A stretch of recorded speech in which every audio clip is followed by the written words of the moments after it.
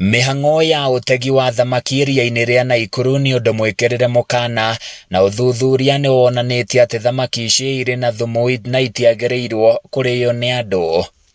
Thengia wa MUKANA uyu UTEGI wa THAMAKI IRIA-INI riri no ukoretwo ugithie na mbere riu andu 44 magĩikio ngono magĩtega thamaki iria-inĩ riri na thamaki kilo 274 iria marategete. Multi-agency team has embarked on a major crackdown to stamp out illegal fishing in Lake Nakuru. Over the last 2 months, we have been able to intercept 2,074 kilograms of fish. We have arrested 40 suspects. We have destroyed more than 300 fishing nets that were set in the lake, and also arrested 2 motorbikes and 2 vehicles.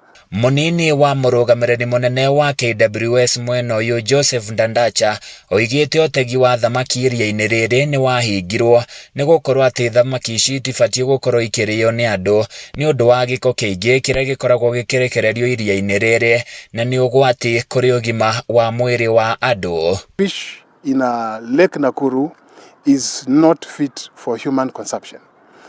Research findings that were undertaken through research by Kemfree, research by WRTI, have established that the fish have high levels of toxic chemicals that are harmful to human health. Hindi ya MIHANG'O ino ngari igiri hamwe na bikibiki igiri ni iranyitirwo. DADACHA akiruta MUKANA gutire mundu ukunirwo ritho anyitikana agitega iria-ini riri. Will not leave any stone unturned.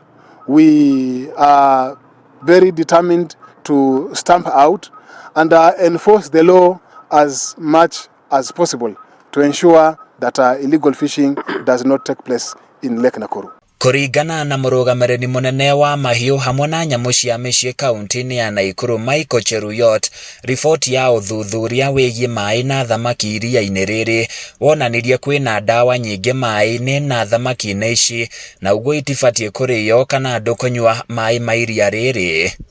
The fish has got high toxicity. Toxicity means high levels of chemicals. And in this case, I'm talking of chemicals called organochlorine pesticides. Maafitha aya ni mahinyiriirie muingi kaunti-ini ino gukorwo mari maitho makiria kana kugura thamaki niguo gwithema ugwati oro wothe ungimatunga. They'll be charged for illegal entry into a national park. They'll be charged for illegal extraction of fish resources, and also they'll be charged for engaging in illegal fish trade. Handu-ini ya Kameme TV ni njitagwo Francis Mwangi wa Wawira.